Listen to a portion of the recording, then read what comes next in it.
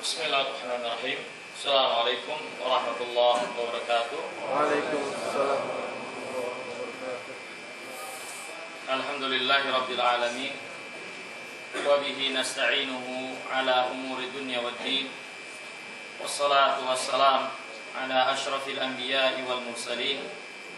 Nabiyyina Muhammadin wa ala alihi wa ashabihi wa man tabi'ahu bi ihsanin ila yaumiddin. Asyhadu an la ilaha illallah wahdahu la syarika lah wa asyhadu anna Muhammadan abduhu wa rasuluhu la nabiyya ba'dah. Amma ba'd. Hadirin yang dirahmati dan dimuliakan oleh Allah, alhamdulillah kita dipertemukan oleh Allah pada kesempatan siang hari yang mulia ini, di mana pada kesempatan kali ini tema kita pelajaran di bulan Ramadan ini berkaitan dengan sifat wudu dan salat Nabi yang mulia sallallahu alaihi wasallam. Sebelum kita masuk ke dalam pembahasan, maka penting untuk kita ketahui dan kita tanamkan di dalam diri kita sekalian bahwasanya kedua hal ini, yaitu wudu dan salat, adalah di antara perkara yang sangat penting yang wajib kita untuk mempelajarinya, karena dia adalah kewajiban yang setiap hari kita ulang-ulang pelaksanaannya. Ya, di antara ilmu yang wajib untuk kita pelajari dalam agama ini adalah ilmu yang mempelajari tentang kewajiban yang akan kita laksanakan. Bagaimana kalau kewajiban ini adalah kewajiban yang setiap hari berhadapan, yang kita hadapi, seperti wudu dan sholat? Maka tentunya mempelajarinya, mengetahuinya adalah di antara perkara yang sangat penting sekali di dalam beragama ini. Kita tidak dibenarkan untuk jahil, untuk tidak mengetahui bagaimana tata cara wudu atau bagaimana tata cara sholat yang benar yang diajarkan oleh Nabi yang mulia sallallahu alaihi wasallam. Hadirin yang dimuliakan Allah SWT, kalau kita berbicara tentang wudu ataupun sholat Nabi yang mulia SAW, maka pembicaraan kita ini tidak boleh lepas dari dalil, tidak boleh lepas dari dalil, dari keterangan Al-Quran ataupun hadis Nabi SAW. Ya, karena kita sedang berbicara, menyandarkan pembicaraan kita kepada Nabi yang mulia alaihissalam, kepada agama ini. Maka agama ini tidak boleh disandarkan, tidak boleh dilandasi kecuali apa-apa yang terdapat keterangannya dengan jelas dari Al-Quran atau hadis Nabi yang mulia sallallahu alaihi wasallam. Hadirin yang dimuliakan Allah, adapun dalil dari Al-Quran, maka Al-Quran telah menjelaskan secara umum bagaimana wudu itu. Allah berfirman, Ya ayyuhalladzina amanu idza kuntum ila shalah faghsilu wujuhakum wa aydiyakum ilal marafiq wamsahu bi ru'usikum wa arjulakum ilal ka'bayn. Wahai orang-orang yang beriman, jika kalian hendak melaksanakan salat, maka cuci muka kalian, cuci tangan kalian sampai siku, usaplah kepala kalian, dan cuci kaki kalian sampai ke mata kaki. Maka Al-Quran telah menjelaskan tentang wudu itu secara global. Adapun tentang sholat, maka hadirin yang dimuliakan Allah SWT, Al-Quran hanya menjelaskan tentang perintah, hanya menjelaskan tentang kewajiban untuk sholat. Adapun rincian bagaimana tata cara kaifiatnya, maka tidak bisa tidak kecuali harus melihat kepada hadis Nabi yang mulia alaihissalam, melihat kepada praktek Nabi yang mulia alaihissalam. Nabi SAW pernah bersabda, "Shallu kama ra'aitumuni usolli." Salatlah kalian sebagaimana kalian melihat aku salat. Nabi SAW pernah salat di atas mimbar. Mimbarnya nggak kayak gini. Mimbarnya tangga. Dan Rasulullah SAW berdiri di tangga kedua kalau khutbah. Kemudian di tangga ketiganya Nabi SAW duduk. Kalau mimbar kayak gini mungkin gak bisa dilakukan. Nabi SAW pernah sholat di atas mimbar. Kemudian Nabi SAW menjelaskan, innama sana'tu hadza lita'tammu bi wa lita'allamu salati. Kata Nabi, aku lakukan ini agar kalian mengikutiku dan mempelajari tata cara sholatku ini. Hadirin yang dimuliakan Allah, hadis ini menunjukkan kepada kita bagaimana Nabi SAW sangat perhatian, sampai-sampai sholat di atas mimbar untuk mengajarkan bagaimana tata cara sholat, bagaimana kaifiat, bagaimana gerakan sholat. Oleh sebab itulah, sebagai seorang muslim, tidak patut kita untuk mengabaikan ini semua. Apalagi wudhu dan sholat adalah kewajiban yang setiap harinya kita hadapi. Setiap harinya kita akan melaksanakannya. Maka sudah sepatutnya kita memberikan perhatian kita kepada tata cara wudhu yang benar, tata cara sholat yang benar, sebagaimana yang diajarkan oleh Nabi yang mulia alaihi wassalam. Ya, sebagaimana yang diajarkan oleh Nabi kita yang mulia alaihi wassalam.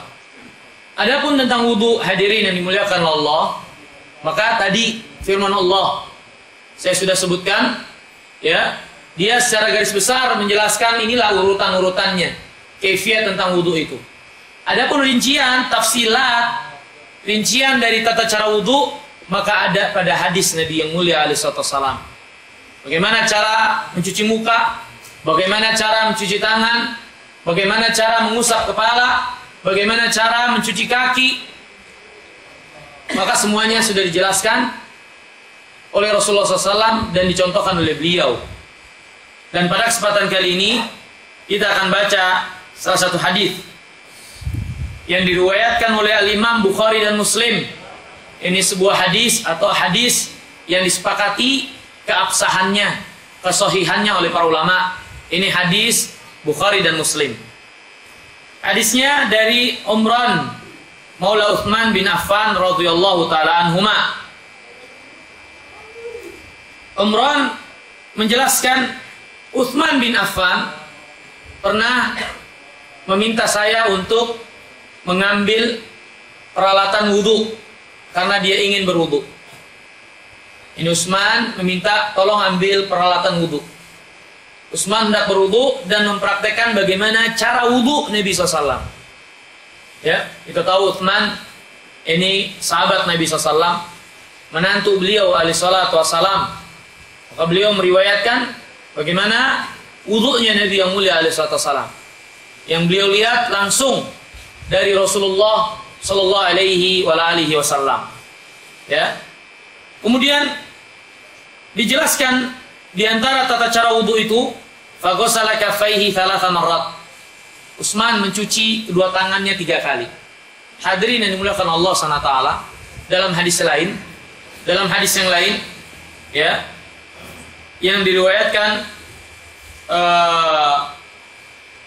oleh Imam Ibnu Majah dan yang lainnya, yakni Rasulullah SAW bersabda, la salata liman la wudu'a lah, wa la wudu'a liman lam yudhkar ismullah alaihi. Gak ada salat bagi orang yang tidak berwudu, tidak ada salat bagi orang yang tidak bersuci, diantaranya wudu, dan tidak ada wudu bagi orang-orang yang tidak menyebut nama Allah. Maka hadis ini menjelaskan kepada kita sekalian bahwasanya qabla kulli syai', sebelum segala sesuatu, sebelum kita memulai gerakan-gerakan dan kaifiat wudu, yang harus kita lakukan pertama kali adalah mengucapkan basmalah. Ucapkan basmalah, bismillah. Ucapkan bismillah. Karena kata Nabi, la wudu'a liman lam yuzkar ismullah alaih. Gak ada wudu bagi orang yang tidak menyebut nama Allah. Maka sebelum kita memulai wudu, ya, maka kita baca dulu bismillah. Bismillah. Kemudian setelah itu mencuci telapak tangan 3 kali. Thalatha marrat. Ya, hadirin yang dimuliakan Allah, cara berwudu ini wajibnya adalah sekali-sekali. Sekali-sekali. Ya, boleh 2 kali, 2 kali, 2 kali. Boleh 3 kali, 3 kali, 3 kali. Tapi yang wajibnya sekali-sekali. Tapi nggak boleh lebih dari 3 kali. Nggak boleh lebih dari 3 kali. Ya. Khusus untuk mengusap kepala, kebanyakan Nabi lakukan sekali. Walaupun boleh seseorang mengusapnya 3 kali. Ya, nanti kita akan jelaskan bagaimana mengusap kepala ketika wudhu. Ya, jadi yang dicontohkan oleh Utsman di sini adalah 3 kali. Maka Utsman pun mencuci tangannya 3 kali, lapak tangan 3 kali. Ya, nah, mencuci tangan di sini, ya, yang pertama kali kita lakukan adalah mencuci sebelah kanan, mencuci sebelah kanan. Kanan selesai, cuci 3 kali, baru kiri. Selesai kanan 3 kali, baru kiri. Tidak kanan kiri, tapi kanan selesai baru kiri. Seperti itu dikerjakan. Ya. Jadi cuci sampai telapak tangan. Kemudian tsumma maghmadha wastanthar. Kemudian Utsman berkumur-kumur sekaligus istinthar. Istinsyaq dan istinthar. Utsman berkumur-kumur, ya, mengambil air untuk berkumur-kumur sekaligus menghirup air dengan hidung dan mengeluarkannya. Ini istinthar. Jadi berkumur-kumur, menghirup air ke hidung dan mengeluarkan dengan menghembuskan air, ini dilakukan sekaligus. Dilakukan sekaligus. Tidak kumur-kumur, habis itu hidung kita cuci. Ya. Dan banyak kesalahan dari sebagian orang yang berwudu.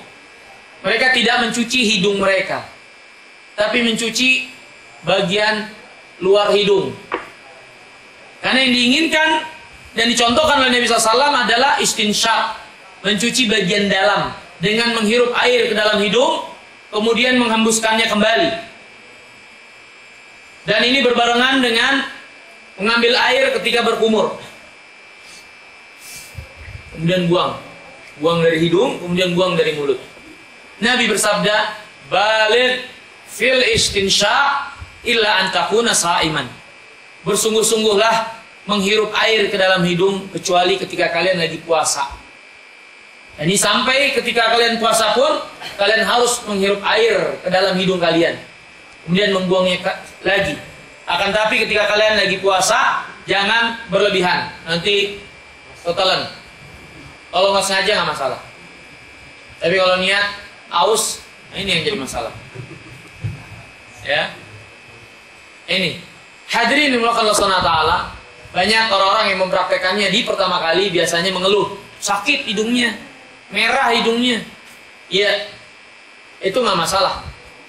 Tapi lama kelamaan, ya, ketika dia sering mempraktekkan, maka insya Allah ini akan menjadi terbiasa dan tidak merah lagi hidungnya. Dan ini sangat baik sekali buat bagian dalam hidung kita, mengeluarkan kotoran-kotorannya. Ya, boleh ditanya kepada ahli kesehatan, boleh ditanya kepada ahli kesehatan. Dan ini diajarkan oleh Islam. Ya, menghirup air ke dalam hidung, kemudian mengeluarkannya kembali. Kemudian setelah itu mengeluarkan air yang dari mulut, sehabis berkumur-kumur. Ini yang pertama setelah mencuci tangan, berkumur-kumur, istinsyaq, menghirup air ke dalam hidung, kemudian menghembuskannya kembali. Ya, ini diperhatikan. Kesalahan diantara yang dilakukan oleh sebagian orang ketika berwudu, dia hanya colek bagian depan hidungnya. Colek bagian depan. Kalau colek bagian depan, waktu cuci muka juga udah kena itu, sudah tercuci. Maka ngapain lagi dia colek bagian depannya? Tapi yang diinginkan adalah mencuci bagian dalam. Ya. Nah, kemudian hadirin melakukan Allah Ta'ala, kita lanjutkan. Tsumma ghasala wajhahu thalatha marrat. Kemudian Utsman mencuci mukanya sebanyak 3 kali. Yang dinamakan mencuci dalam bahasa Arab, ini mengalirkan air ke anggota yang diinginkan. Itu mencuci. Makanya berkumur-kumur, mencuci hidung, ini berarti mengalirkan air ke dalam hidung itu. Bukan sekedar menempelkan atau melewatinya bagian atasnya saja. Yang dinamakan mencuci, mengalirkan air ke tempat yang diinginkan. Dan Utsman setelah mencuci mulutnya dan hidungnya, Utsman menjelaskan beliau mencuci mukanya 3 kali. Ya, beliau mencuci mukanya 3 kali. Bagaimana bagian muka? Bagian muka adalah nih, dimulai dari tempat tumbuhnya rambut. Ya, dimulai dari awal tumbuhnya rambut. Ini muka kita yang harus dicuci.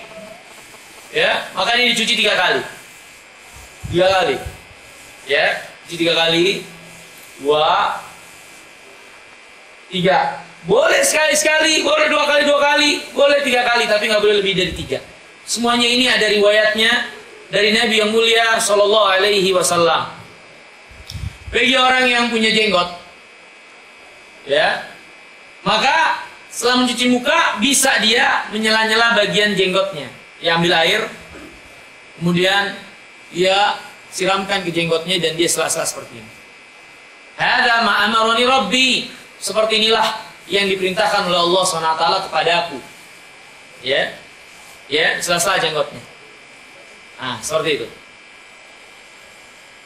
Selesai cuci muka, maka kata Utsman, ya, tsumma masaha ra'sahu. Kemudian Utsman mengusap kepalanya. Nah, inilah perlu kita perhatikan. Kata Allah, wamsahu biruusikum. Usaplah bagian kepala kalian. Usaplah kepala kalian. Mengusap beda dengan mencuci. Mengusap beda dengan mencuci. Kalau mencuci, mengalirkan air ke anggota yang diinginkan, ke anggota tubuh yang diinginkan. Kalau mengusap adalah, ya, seperti ini, ya. Kita airnya nggak perlu ada di tangan, nggak perlu ada yang dialirkan, nggak perlu ada yang disiramkan. Tapi cukup bekas air yang ada di tangan kita, kemudian kita usap bagian kepala kita. Ya, dan caranya seperti ini mengusap di dalam wudu. Dimulai dari bagian depan. Ini kan air nih. Airnya kita buang. Airnya kita buang. Atau boleh juga sisa air tadi habis cuci tangan atau cuci muka.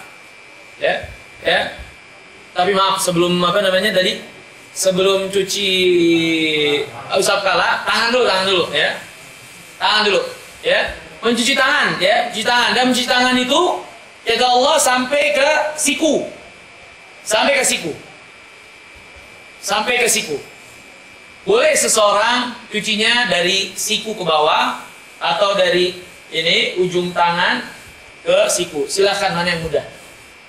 Ya, tapi tidak melebihi siku. Ya, sampai sini. Dicuci. Ya. Mengalirkan air, menyiramkan air ke anggota yang diinginkan, itu mencuci 3 kali. Kanan 3 kali, kemudian kiri 3 kali. Ya. Setelah itu baru mengusap kepala. Ya, ini sekali lagi perlu kita perhatikan. Beda antara mengusap dengan mencuci. Kalau mencuci, air itu disiramkan, air itu dialirkan. Tapi mengusap adalah dengan sisa air yang masih menyisa, kemudian kita usapkan ke bagian yang diinginkan. Jadi nggak perlu air itu sampai banyak, kemudian kita guyur kepala kita, ya. Tapi cukup air bekas sisa dari mencuci tangan, atau cukup kita ambil air itu, kemudian kita buang airnya. Kan masih ada sisa air nih di sini. Kemudian kita usapkan ke kepala. Bagaimana cara mengusapnya? Dimulai bagian depan seperti ini. Dari bagian depan. Ya. Ke belakang. Ya, sampai tengkuk sini. Ya, di atas leher. Kemudian balik lagi ke depan. Kemudian langsung ke kuping. Masukkan jari telunjuk ke lubang kuping dan bagian jempol kita di belakang kuping, kemudian kita usap kuping kita. Nabi SAW bersabda, al-udunan minar ra'si. Kuping bagian dari kepala. Maka yang dipraktekkan oleh Nabi SAW, kuping itu diusap berbarengan dengan mengusap kepala. Kuping diusap berbarengan dengan mengusap kepala. Jadi kuping itu nggak dicuci. Salah kalau seorang, ya, kupingnya dicuci, air masuk airnya. Ya, salah. Kuping itu diisa. Allah SWT sangat tahu keadaan manusia. keadaan makhluknya, keadaan hambanya, diantaranya kita. Dan syariatnya adalah syariat yang penuh dengan kasih sayang dan rahmat. Lihatlah bagaimana Allah memerintahkan muka dicuci, tangan dicuci, tapi kepala kok diusap doang. Gak ada air yang dialirkan. Hikmah yang sangat besar yang menunjukkan Allah sangat sayang kepada kita sekalian. Dan dalam ibadah Allah tidak menginginkan untuk menyempitkan dan menyulitkan kita. Agama ini bukan untuk menyulitkan dan memberatkan, apalagi menimpakan kemudorotan. Lihat bagaimana kok pertanyaan di dada kita, kenapa kepala cukup diusap? Para ulama mengatakan jika kepala ini dicuci, maka mudorot kita dalam hidup. Setiap sholat basah kepala kita, lepek. Apalagi perempuan yang harus pakai jilbab. Setiap sholat lepek, setiap sholat lepek. Yang ada di kepala pusing. Apalagi habis itu ngiterin lapangan sini. Rambutnya panjang dikit, kutuan. Rusak keadaan kita. Tapi kepala nggak perlu untuk dibasahkan seperti itu, cukup diusap. Ini syariat Rabbul Alamin. Dan seperti itulah syariat-syariat yang lainnya. Ini sebagai contoh bagi kita sekalian. Allah tidak ingin menyulitkan kita. Allah ingin berikan kemudahan dan Allah ingin berikan kelapangan bagi kita. Maka jangan pernah salah paham terhadap din, terhadap agama. Agama ini tidak menginginkan kecuali kebaikan, kemaslahatan dan kemanfaatan bagi kita semua. Baik diri, untuk diri, pribadi, keluarga dan masyarakat secara umum. Ya. Nah ini. Cara yang kedua, boleh juga mengusap kepala. Ya, ini kita mulai dari belakang ke depan. Ya, balik lagi ke belakang. Setelah itu kita ke kuping, kita usap juga. Seperti itu, selesai. Kebanyakan Nabi lakukan sekali. Boleh dalam satu riwayat, ya ini dilakukan 3 kali, tapi itu ahyanan, kadang-kadang. Ahyanan kadang-kadang. Ya, nah keliru dan kurang tepat ketika seorang mengusap kepala hanya bagian depannya saja. Topinya dibelakangin, depannya di seramaya. Ini keliru. Karena kata Allah, wamsahu biru'usikum. Usaplah bagian kepala kalian. Dan Nabi telah mempraktekkan mengusap bagian kepala adalah keseluruhan, bukan sebagian. Keseluruhan bukan sebagian. Maka ini harus kita perhatikan. Yang lebih tahu tentang apa yang diinginkan oleh Allah adalah Rasulullah Sallallahu Alaihi Wasallam.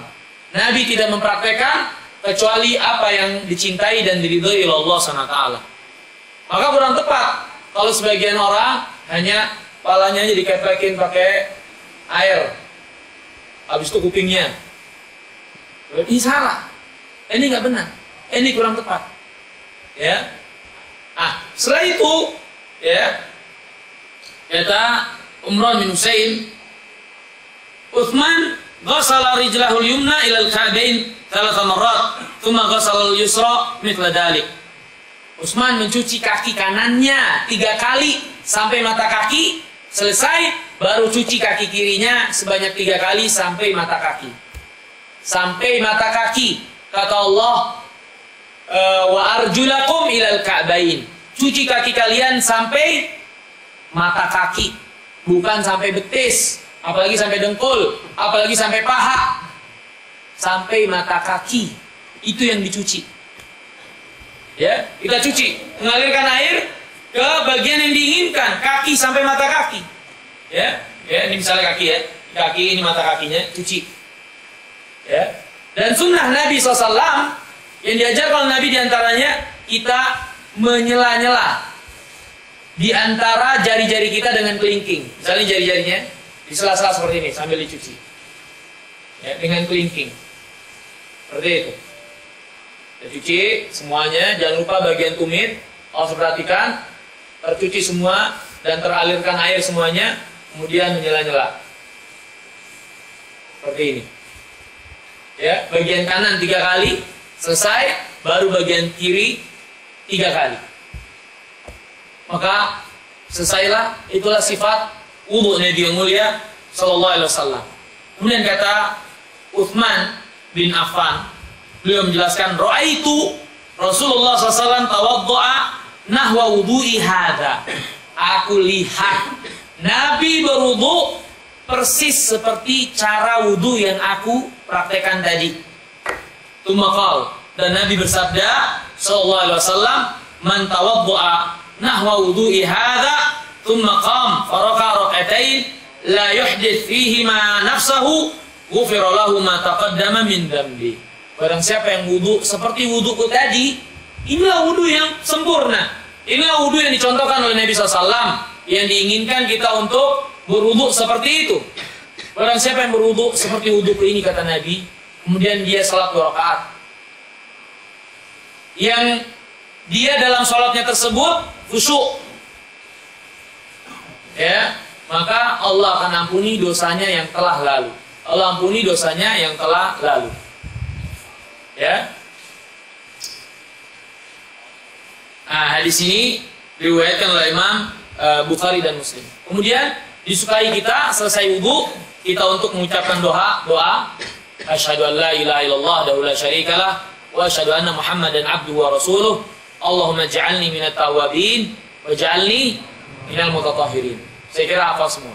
Itu di antara doa yang ada hadisnya yang sahih dari Nabi yang mulia sallallahu alaihi wa alihi wasallam. Kemudian hadirin yang dimuliakan Allah Subhanahu wa taala, ya. Sedikit lagi kita bahas di sini, yaitu tentang pembatal wudu, ya, pembatal wudu. Perlu kita ketahui, wudu adalah hukum syariat. Maka pembatalnya pun tidak boleh kita tetapkan kecuali ada keterangan dari syariat, firman Allah atau hadis Nabi yang mengatakan ini dan itu membatalkan wudu. Kalau nggak ada keterangan, nggak boleh kita katakan dan tetapkan apapun juga membatalkan wudu kita, nggak boleh. Dan ini agama, ini syariat. Agama dan syariat itu ada landasannya, ada sumbernya. Tidak boleh sembarangan. Kita mau terbang, naik pesawat, boleh nggak sembarangan? Main pencet tombol, main belok kanan belok kiri, boleh tidak? Boleh nggak? Nggak boleh. Itu berkaitan dengan kehidupan dunia, gimana berkaitan dengan din, dengan agama, dengan syariat. Lebih nggak boleh lagi asal-asalan. Dunia aja asal-asalan nggak boleh, apalagi urusan akhirat. Lebih nggak boleh lagi kita asal-asalan. Maka hadirin yang dimuliakan Allah Subhanahu wa taala, pada kesempatan siang hari yang mulia ini, saya mengajak diri saya dan hadirin sekalian, dalam beragama ini kita harus kritis. Dalam agama ini kita harus mementingkannya, memperdulikannya, dan bersungguh-sungguh dengannya. Kalau dalam masalah dunia kita bersungguh-sungguh, walhal ini berkaitan dengan dunia, mati selesai kita urusan dunia saja. Maka bagaimana dengan urusan akhirat? Urusan akhirat, urusan dunia akhirat, berkaitan dengan urusan dunia akhirat. Asal-asalan dalam masalah akhirat, dalam masalah agama, keburukannya 2 kali, keburukannya dunia akhirat. Asal-asalan dalam masalah dunia, kita hanya dapat keburukan dunia. Asal-asalan dalam masalah din, masalah akhirat, keburukannya 2, dunia akhirat. Maka hendaknya kita perhatikan, ya. Maka tentang masalah pembatal wudu pun seperti itu. Nggak boleh kita katakan ini dan itu membatalkan kecuali ada keterangannya dari Nabi yang mulia alaihi wasallam. Kalau nggak ada, nggak boleh. Hukum asalnya seorang udah wudu selesai, maka dia berada dalam keadaan suci. Kecuali datang sesuatu yang dijelaskan oleh syariat, itu membatalkan wudunya, sehingga dia harus mengulang wudunya lagi ketika hendak melaksanakan ibadah sholat secara khusus. Ya, apa saja yang membatalkannya? Yang pertama, yakni ma kharaja minas sabilain. Apa saja yang keluar dari 2 lubang, dari bagian depan atau bagian belakang, dari kubul dan dubur. Apa saja yang keluar dari bagian depan dan belakang kita, ya, dari kemaluan, maka ini membatalkan wudu. Batalkan wudu. Sekarang saya tanya, yang keluar dari bagian depan kita apa aja? Tahu nggak? Air seni. Yang kedua, air mani. Ya, air mani batal wudu. Bahkan dia bukan hanya mewajibkan kita untuk wudu setelahnya, tapi mandi besar. Ada babnya tersendiri. Mandi janabah. Yang 3, yang keluar apa lagi? Madhi. Tahu gak madhi? Madhi itu cairan putih kental yang keluar sebagai pembukaan sebelum mani keluar. Kalau kita dirangsang, biasanya yang keluar itu cairan putih, itu namanya madhi. Kalau cairan putih kental yang banyak, itu namanya mani, yang menimbulkan lemes, mani. Kalau madhi tidak menimbulkan kelemasan, tapi itu sama membatalkan wudu madhi. Ya, suami istri bercumbu, mencium istrinya, syahwat, keluar madhi, cairan putih, tapi bukan mani. Kalau mani banyak, mukadimahnya, pembukaannya, maka ini membatalkan wudunya. Itu harus tahu. Ya, yang keempat, yang keluar dari bagian depan, yakni wadi. Wadi itu cairan putih bening, ya, yang keluar setelah kita kencing, buang air kecil, ya. Nah, empat ini membatalkan wudu. Secara khusus satu, yaitu air mani, mewajibkan kita untuk mandi. Tapi yang tiga ini nggak mewajibkan kita untuk mandi janabah. Tapi cukup kita kalau ingin melaksanakan sholat berwudu kembali, berwudu kembali. Perhatikan, ya. Kemudian dari dubur, dari bagian belakang, ini buang air besar, keluar angin, maka ini membatalkan wudu, membatalkan wudu, ya, membatalkan wudu. Saya kira saya tidak perlu menyebutkan dalilnya karena kita semua sudah paham, ya, bahwasanya itu semua membatalkan wudu, ya. Kemudian diantara yang membatalkan wudu, an-naumul mustaghrib, tidur terlelap. Bukan tidur ayam. Kadang kita sholat Jumat tidur. Tapi kalau tidurnya masih tidur ayam, tahu kan tidur ayam? Tidur, matanya merem, tapi kupingnya masih dengar. Kepalanya ngangguk-ngangguk. Masih dengar, dia masih melawan tidurnya. Tidak mau terlelap dalam tidurnya. Kalau tidur seperti itu, nggak batal wudu kita. Tapi kalau tidurnya terlelap, dalam apalagi tidurnya, dibangunin, bangun-bangun. Nah, ini terlelap berarti. Kalau terlelap berarti batal wudunya. Kalau batal wudunya, kalau hendak salat dia harus ulang wudunya. Wudu lagi. Nah, ini perhatikan. Yang tahu kita terlelap apa enggak, kita sendiri. Ketika Jumatan nih, ya, khotibnya ceramahnya lama, bacain biodata dirinya. Ya kan, lama sekali. Ngantuk kita. Ya, maka kalau seperti itu, kita lihat diri kita. Kalau tidur kita terlelap, jangan malu. Mau keluar malu. Gengsi. Padahal batal. Sudah keluar. Daripada sholat Jumat yang nggak sah, sholat dalam keadaan nggak bersuci, nggak sah sholatnya. Ya, sholat yang dilakukan tanpa bersuci, maka sholatnya nggak sah. Ya. Nabi yang mulia Sallallahu alaihi wasallam, ya, ini bersabda, al-ain wika'us sah, famanam falyatawadda. Mata, kata Nabi, mata itu sebagai penjaga apa yang keluar dari tubuh kita, terutama dari bagian belakang. Mata itu sebagai radarnya. Kalau mata sudah tenggelam, terlelap, maka kemungkinan terbesar kita buang angin, kemungkinan kita hadas. Maka itu kalau tidur ini terlelap, dia membatalkan wudu karena kemungkinan besarnya adalah batal. Ya, paham nih? Tidur terlelap. Yang ketiga, bagian dari hal-hal yang membatalkan wudu yaitu hilang kesadaran, pingsan, mabok, hilang sadar. Maka ini lebih lagi, tidur saja yang terlelap itu membatalkan, apalagi seorang pingsan. Maka ini membatalkan wudu. Ya. Kemudian yang keempat, masul farj bi ghairi ha'il, menyentuh kemaluan tanpa pembatas, tanpa penghalang. Nah, ini pun membatalkan. Rasulullah SAW bersabda, man massa dzakarahu falyatawadda. Siapa yang memegang kemaluannya, hendaklah dia berwudu. Memegang kemaluan ini membatalkan wudu. Ya. habis memegang kemaluan, maka itu wudhu kita batal. Ya.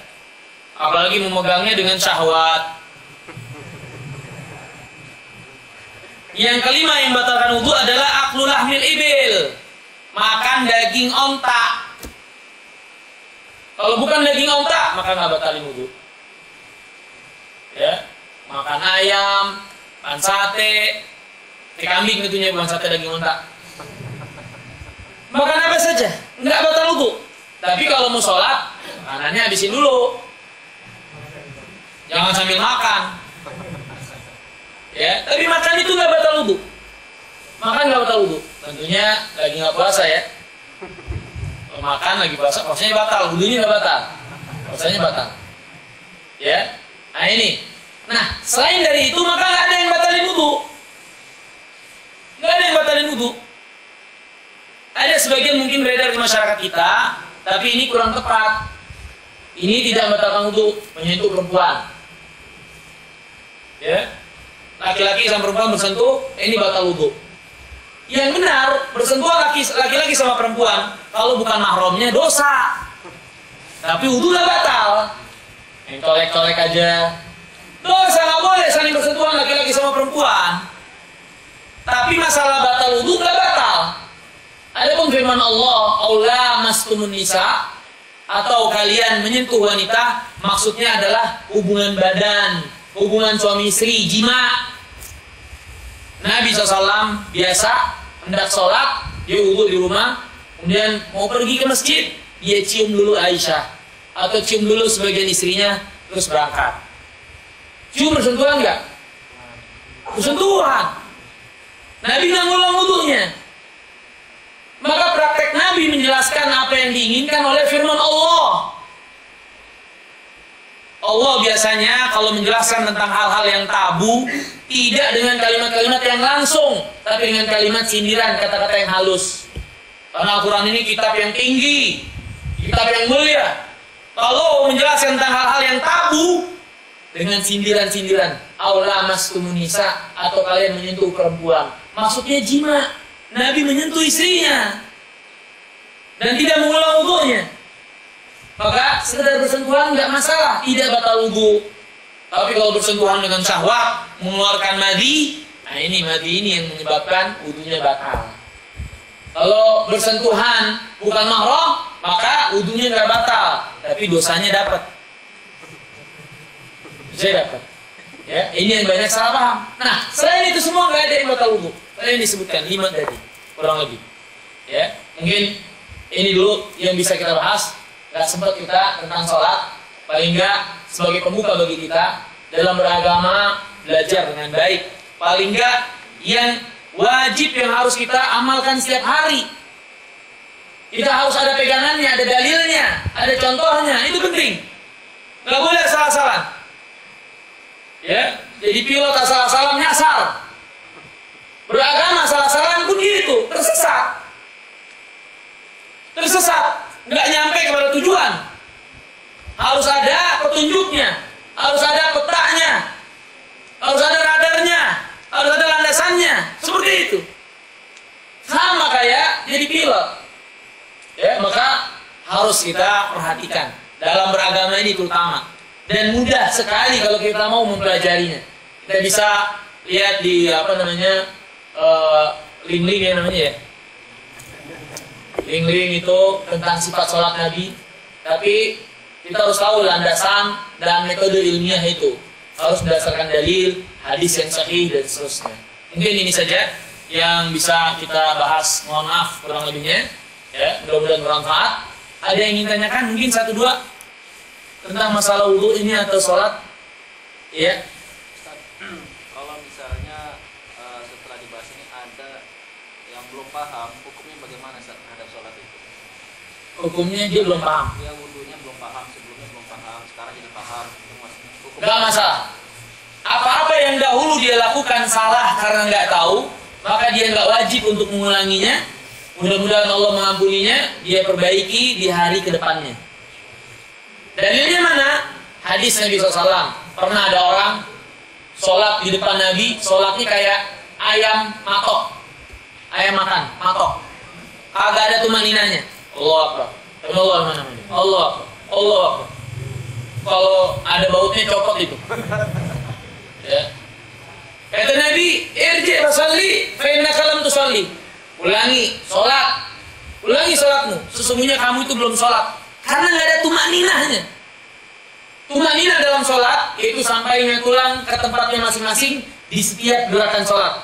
Kalau kita ruku, maka sampainya tulang itu di tempatnya masing-masing ketika ruku.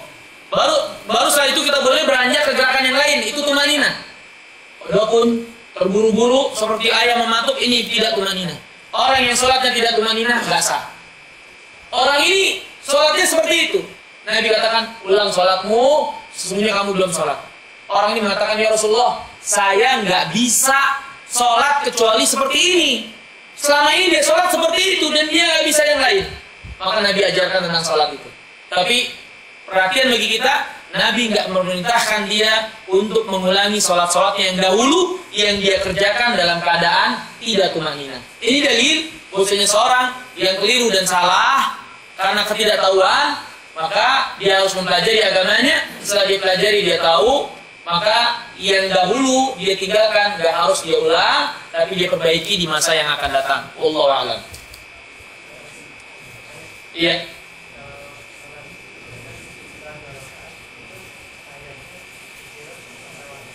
Ada perselisihan di antara ulama tentang masalah ini.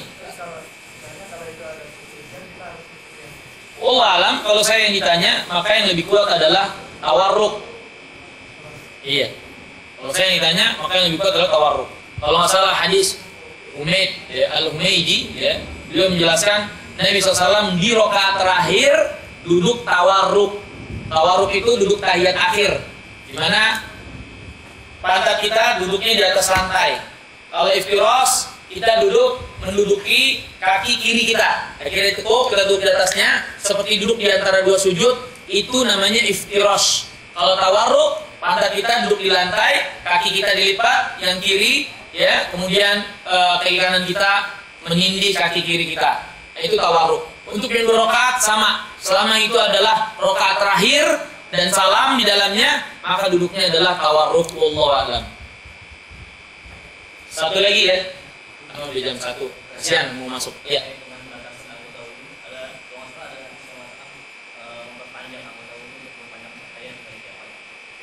Itu adalah mudraj, yakni kalimat tambahan yang diucapkan oleh Abu Hurairah. Ini yang dikatakan oleh para ulama ahlul hadis. Kenapa dikatakan dihukumi itu sebagai kalimat tambahan Abu Hurairah? Karena nggak ada riwayat dari sahabat yang lain yang mengatakan demikian, atau praktek sahabat yang lain justru berbeda dengan apa yang dipraktekkan oleh Abu Hurairah. Jadi bunyi hadisnya, man istata'a an yutila ghurratahu falyaf'al. Barang siapa yang mau memanjangkan cahaya putihnya, maka hendaknya dia lakukan. Jadi kita nih kaum muslimin, di antara keistimewaan kita nanti di yaumul qiyamah, bagaimana Nabi mengenali kita dari umat yang lainnya. Sedangkan kita dikumpulin bersama-sama di padang mahsyar. Gimana Nabi SAW mengenali kita? Nabi menjelaskan, Nabi mengenali kita dengan cahaya putih bekas anggota wudhu kita. Ya. Nah, ada hadis Abu Hurairah mengatakan, ya, kata Abu Hurairah, barang siapa yang ingin memanjangkan cahayanya, hendaklah dia lakukan. Sehingga Abu Hurairah dari mata kaki dipanjangkan sampai betis. Maka ini kata para ulama ijtihad Abu Hurairah dan bukan praktek Nabi yang mulia alaihi wasallam. Ya. Dan para sahabat yang lainnya tidak mengikutinya. Karena kalau memang kita dibenarkan untuk melebihkan dari anggota yang telah menjadi batasan dari firman Allah atau hadis Nabi SAW, kata Allah kan ilal ka'bain, ya, wamsahu warjulakum ilal marafiq, cuci tangan sampai siku, cuci kaki sampai mata kaki. Kalau memang memperpanjang itu sesuatu yang diinginkan, tentunya leher juga kalau gitu kenapa nggak kita basuh? Kalau kita cuci sekalian biar panjang warna putihnya. Kalau gitu mandi aja sekalian ketika biar kita putih semua. Ada yang melakukan ini? Nggak ada. Makanya itu dia. Ini istihad Abu Hurairah dan itu tidak diikuti oleh sahabat yang lainnya. Ya, maka yang tepat adalah mencukupi apa yang datang keterangannya dari Al-Quran sampai siku, sampai mata kaki, dan yang dipraktekkan oleh para sahabat yang lainnya seperti Utsman yang mengatakan inilah sholat wudhu Nabi yang mulia SAW. Mungkin ini saja yang bisa saya jawab. Kurang lebihnya saya mohon maaf, mudah-mudahan bermanfaat. Subhanakallahumma bihamdika asyhadu an la ilaha illa anta astaghfiruka wa atubu ilaik. Assalamualaikum warahmatullahi wabarakatuh.